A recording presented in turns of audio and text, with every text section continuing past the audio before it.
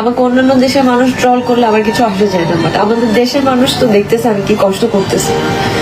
একটা এত বড় দেশ, একটা এত বড় দেশ থেকে যদি একজন ভালো কন্টেস্টেন্ট এসে যদি চেষ্টা করে, এত কষ্ট, এত ডিসিপ্লিন, টাইমলি সবকিছু করা, এত এফোর্ট, এত এত কিছু শিখে, এত কিছু করেও যদি নিজের দেশের মানুষের থেকে অ্যাপ্রিসিয়েশন না পাই, তাহলে তো এটা খুবই কষ্টের।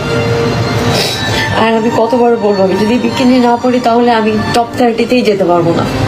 তো আপনারা তো চান যে আমি জিতি, তো জিততে হইলে তো আমাকে তাহলে তো বিকিনি পড়তে হবে। এখানে আসলে রিলিজিয়ানের কিছু নাই, এখানে আমাকে জিততে হইলে, বাংলাদেশকে যদি জেতাইতে হয় তাহলে আমাকে পড়তে হবে।